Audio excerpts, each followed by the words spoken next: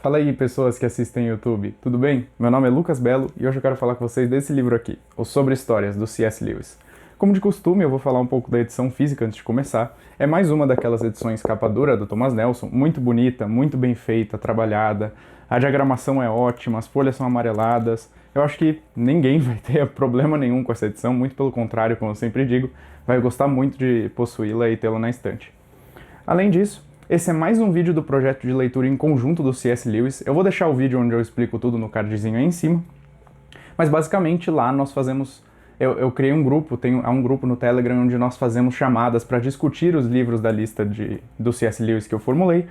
E lá sim nós discutimos os livros exaustivamente, capítulo por capítulo, coisa que não dá para fazer nesse vídeo. Já adiantando, esse livro aqui ele tem 20 capítulos, é mais um daqueles livros de compilados de artigos, ou de coisas que o Lewis escreveu durante a vida. Então, já adiantando, não vai ser possível abordar todos eles aqui, seria... Não tem como, ia ficar muito grande o vídeo ou ia ficar muito mal explicado. Então, se você quiser se aprofundar mais nos livros do Lewis, eu recomendo que entre lá no nosso grupo e acompanhe as chamadas, porque é muito legal, não precisa pagar, não precisa fazer nada, é só entrar no grupo do Telegram e acompanhar as chamadas que nós fazemos de sábados, aos sábados, onde nós discutimos essas obras. E bom, como eu tinha dito, o livro é um compilado de artigos escritos do C.S. Lewis e todos eles seguem uma mesma linha, que já está explícita no próprio título da obra, que é sobre histórias. Então, é o Lewis comentando sobre literatura, sobre crítica literária, sobre alguns tipos de literatura que ele gosta mais, outros que ele gosta menos e coisas relacionadas a isso. E também, como eu tinha dito, não dá para falar sobre todos aqui nesse vídeo. Lembrando que o vídeo tem o intuito só de explicitar alguma ideia que pode ter ficado obscura para alguma pessoa que lê o livro, ou o objetivo principal mesmo, que é incentivar as pessoas a lerem. Então, para isso, eu escolhi 3 capítulos aqui, que são os capítulos na obra aqui, o 4, o 5 e o 6, nos quais eu vou trabalhar aqui nesse vídeo, que são os seguintes. Sobre 3 modos de escrever para crianças, por vezes os contos de fada podem dizer melhor o que deve ser dito, e sobre gostos juvenis. Eu escolhi esses 3 porque eles são os meus preferidos da obra, e também porque eles têm uma ideia em comum bem interessante que vai ficar evidente conforme eu for explicando. Então, indo ao conteúdo do livro, primeiramente, o Lewis distingue entre 3 modos diferentes de escrever para crianças, dos quais ele diz que um é horrível e 2 são bons. O horrível, ele diz que se caracteriza pelo seguinte, que é dar à criança o que ela quer. E, para exemplificar isso, ele conta uma história que aconteceu com ele, de uma mulher que pediu para que ele desse uma olhada na história infantil que ela tinha escrito e que ele achou essa história horrível. E aí ele foi conversar com a mulher e falar, olha, não tá legal, tá entediante, isso aqui não é muito interessante. E a mulher respondeu a ele que também achava que a história tinha ficado um saco e muito chata. Só que ela se justificou dizendo que isso é o que as crianças modernas querem. E para isso o Lewis acha que esse é o jeito mais horrível de você escrever para criança. Já o primeiro bom modo de escrever para as crianças é o que caracteriza o Tolkien, por exemplo, que são aquelas histórias nascidas de constantemente narrar uma criança real, digamos, seus filhos, alguns contos. Então, essa criança real, ela é muito melhor do que aquela criança abstrata que você tem na sua cabeça. E conforme você vai narrando a história para a criança, você se adapta a ela e ela, conforme escuta, se adapta ao que você está falando, obviamente, porque você é um adulto, você está contando algo para uma criança e a criança tem que se adaptar ao que você está contando, já que você é um adulto. E dessa personalidade em conjunta nasce a história. E o terceiro bom modo, que é o modo como Lewis escreve, consiste em escrever histórias para as crianças simplesmente porque essa é a melhor forma de arte para o que você tem a dizer. E para isso, o Lewis escolheu os contos de fadas e a fantasia. Porque, afinal de contas, ele compartilhava aquela visão do Tolkien de que os contos de fadas eles só estão especificamente atrelados às crianças hoje porque estão fora de moda para os adultos. Mas que, no fundo, o mítico e o fantástico, eles estão disponíveis para todas as idades. Eles foram feitos para serem apreciados por todas as idades.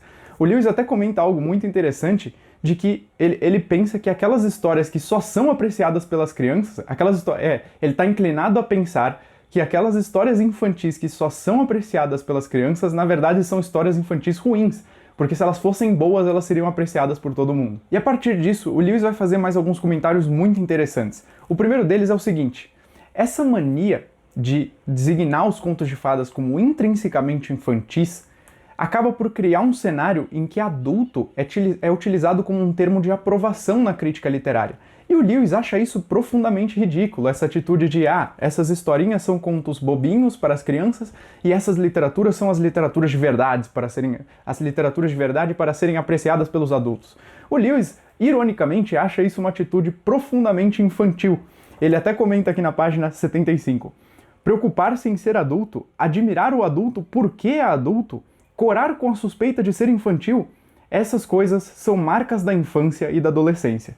Então, a coisa que há de mais infantil é justamente ficar buscando ser adulto o tempo inteiro. E aí, outra coisa interessante é que o Lewis vai passar a refletir sobre a natureza dos contos de fadas e sobre se eles são prejudiciais ou não, digamos, ao imaginário, por eles serem fantasias e não histórias sobre pessoas reais. E segundo Lewis, as duas pessoas com quem ele mais concorda nesse aspecto são o Tolkien e o Jung. Primeiro, de acordo com o Tolkien, o apelo geral dos contos de fada está no fato de que neles o homem exerce mais plenamente a sua natureza, a sua função de subcriador, fazendo, na medida do possível, um mundo subordinado ao seu. E isso é um prazer propriamente humano, porque nós somos feitos à imagem e semelhança de Deus, e Deus é o contador de histórias por excelência. Então toda vez que nós entramos em contato com os contos de fada, mais propriamente nós criamos essas histórias, nós estaríamos exercendo essa natureza subcriadora. E já para o Jung, os contos de fadas, eles liberam aqueles arquétipos do inconsciente coletivo. Então toda vez que nós estivermos lendo um conto de fadas, na verdade nós estaríamos exercendo aquela máxima de Delfos, do conheça-te a ti mesmo. Porque é como se tivesse um espelho na nossa frente que reflete a nossa natureza a parte da nossa natureza mais profunda, que são esses arquétipos. E aí entra o ponto interessante de se essas histórias são ou não prejudiciais às crianças ou ao público em geral. Porque elas são acusadas de darem uma falsa impressão de mundo àquele que as leem. Ou como tá famoso aí hoje em dia, o pessoal gosta de falar, elas são acusadas de deformarem o imaginário. E a resposta do Lewis a isso é muito interessante. Porque ele diz o seguinte, ele faz a seguinte reflexão. O que te faz pensar que essas histórias, elas dão às crianças, por exemplo, uma falsa impressão de mundo, enquanto outras não? É muito mais provável que as histórias realistas as enganem. As crianças não esperam que o mundo seja como os contos de fada, mas muito provavelmente esperam que a escola seja igual às histórias de escola. Então, as fantasias não enganam, mas as histórias de escola sim.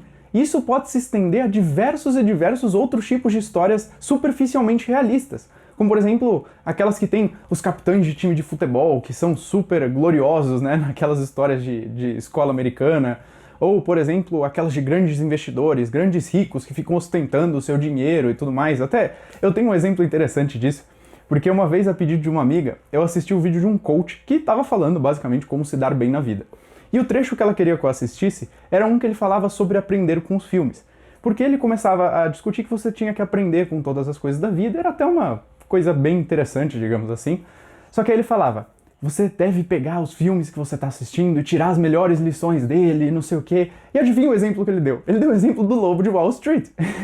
E não propriamente aquela reflexão do filme e de que, por exemplo, partilha muito com aquilo que tem no Macbeth de Shakespeare, de a sôfrega ambição devora tudo, até mesmo a vida, que é, na minha opinião, a mensagem que fica final ali do Lobo de Wall Street, né? Só que não, ele tava pegando aquela parte do filme que os caras sacrificam tudo pra ficarem ricos, e falando que não, você tem que aprender com esse trecho aqui, não sei o quê.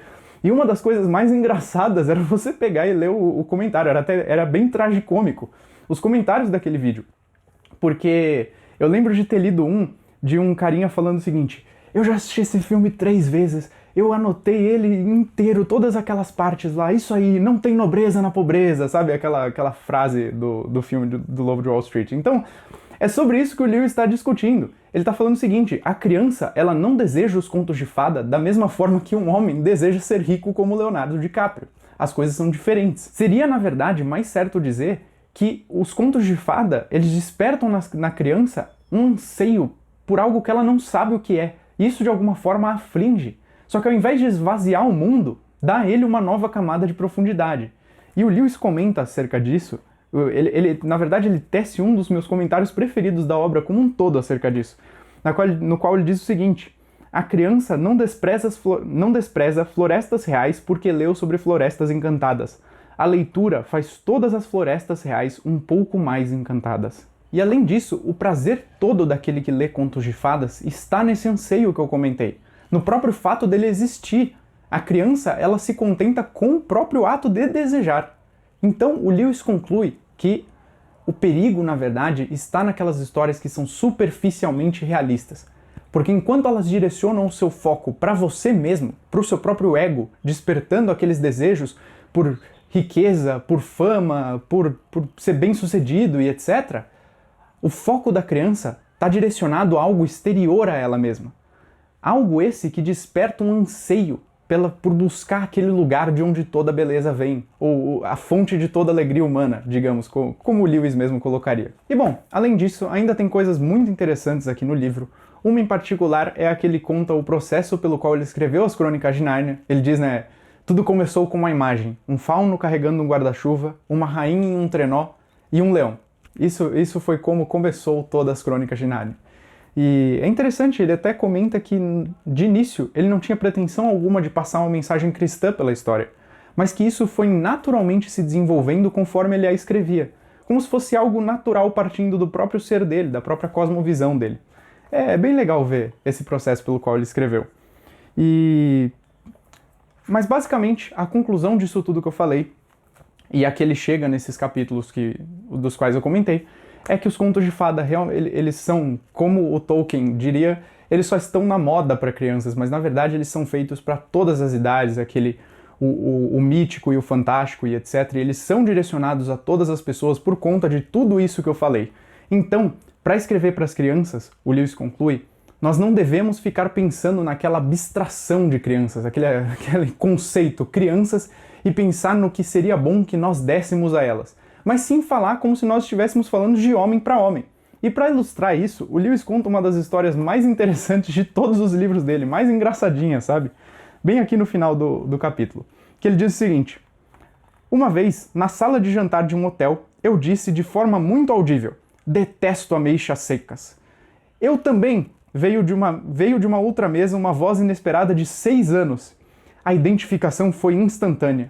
Nenhum de nós achou engraçado. Nós dois sabíamos que as ameixas secas são desagradáveis demais para serem engraçadas. Esse é o encontro adequado entre homem e criança como personalidades independentes. Muito interessante, né? Essa é a conclusão que ele chega. Nós devemos escrever histórias justamente pensando de homem para homem, de personalidades independentes, assim, ou como ele tinha dito, a maneira como o Tolkien escreve, né?